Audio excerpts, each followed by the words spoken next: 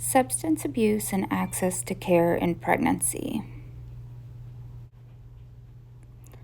Prenatal exposure to alcohol and other substances has become increasingly common. The substances used most frequently during pregnancy are alcohol, tobacco, and cannabis. Between 1999 and 2014, the number of women with opioid use disorder during labor and delivery quadrupled. The estimated percentage of prenatal alcohol use is approximately 15%, with past month use being approximately 13%. A CDC survey conducted from 2015 to 2017 found that nearly 4% of pregnant women had engaged in binge drinking in the prior 30 days. Alcohol use during pregnancy is a highly preventable cause of birth defects and developmental disabilities. There is no known safe level of alcohol use while pregnant because there is no exact dose-response relationship between the amount of alcohol consumed during the prenatal period and the extent of damage caused by alcohol in the fetus. Factors that may influence the effect of prenatal alcohol use include patterns of maternal drinking, maternal and fetal genetics, as well as socioeconomic and ethnic factors. Because there is no proven safe level of alcohol exposure during pregnancy, the most prudent advice for pregnant women is to abstain from drinking. An infant born to a mother who drank alcohol while pregnant may be normal or may manifest alcohol-related birth defects, such as problems with the heart, kidneys, bones, or hearing. Alcohol-related neurodevelopmental disorders, such as intellectual disabilities or problems with behavior and learning, or fetal alcohol spectrum disorders, which include a wide range of effects from mild to severe. An individual with fetal alcohol syndrome disorder may have abnormal facial features, small head size, shorter than average height, low body weight, poor coordination, hyperactive behavior, difficulty with attention, poor memory, difficulties in school, especially with mathematics, learning disabilities, speech and language delays, intellectual disability or low IQ, poor reasoning and judgment skills, sleep and sucking problems as a baby, vision or hearing problems, and problems with the heart, kidneys, or bones. Cigarette smoking in the antepartum period is common. Past month use of tobacco products among pregnant women was approximately 15%, according to the 2017 National Survey on Drug Use and Health Report. Tobacco products include the use of alternative forms of nicotine, such as e-cigarette and vaping, which until recently have been perceived to be less harmful.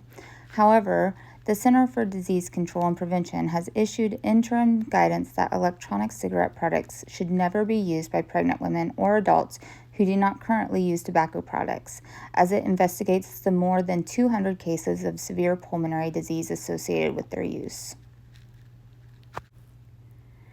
The use of tobacco products during pregnancy is associated with adverse maternal, fetal, and neonatal outcomes. Examples of the adverse consequences of tobacco use may begin with subfertility and delay in conception among women who smoke and extend to pregnancy outcomes, which include increased risk of spontaneous pregnancy loss, placental abruption, preterm premature rupture of membranes, placenta previa, preterm labor and delivery, low birth weight, and ectopic pregnancy. Prenatal cigarette smoking may exert effects beyond pregnancy as well and is associated with increased risk of asthma, infantile colic, and childhood obesity. Past month cannabis use among pregnant women ages 18 to 44 increased between 2002 and 2017 from approximately 3% to 7%. Among pregnant adolescents, this number is much higher, with past month use being 15%. The association between prenatal cannabis use and maternal, perinatal, and neonatal outcomes is unclear. Many cannabis users often use tobacco and alcohol as well, making discerning a cannabis-only effect difficult in research. Until there is definitive evidence demonstrating the safety of prenatal marijuana use, concerns that marijuana may interfere with neurodevelopment as well as have other effects have resulted in the American College of Obstetricians and Gynecologists is advising women against the use of marijuana use in pregnancy. Opioid use among pregnant women increased fourfold between 1999 and 2014 and is present in approximately 3% of pregnancies. Women who use opioids during pregnancy are a diverse group because opioid use may occur in the context of medical care, opioid misuse, or untreated opioid use disorder. Prenatal opioid use can have a far-reaching clinical impact on infant outcomes. Infants with prenatal opioid exposure are typically born smaller and may have neonatal abstinence syndrome, or NAS. There is a growing body of evidence about the association of opioids with specific birth defects, such as congenital heart defects, neural tube defects, and clubfoot. Infants with neonatal abstinence syndrome experience withdrawal from opioids and require additional medical care. Characteristics of NAS include disturbances in gastrointestinal, autonomic, and central nervous systems, leading to irritability, high-pitched crying, poor sleep, and uncoordinated sucking reflexes that lead to poor feeding. In 2014, a baby was born with NAS in the United States every 15 minutes. For pregnant women with opioid use disorder, substitution treatment with opioid agonists such as methadone and buprenorphine imparts important benefits, particularly when compared to continued illicit drug use. Advantages include more stable maternal drug levels, reduced withdrawal and drug-seeking behavior, and improved self-care, which should lead to better pregnancy outcomes because of reduced risk for fetal distress, miscarriage, growth restriction, and preterm birth. Early universal screening in pregnant women for alcohol use, substance use, or both is recommended by ACOG because alcohol and substance use is not typically disclosed spontaneously by patients.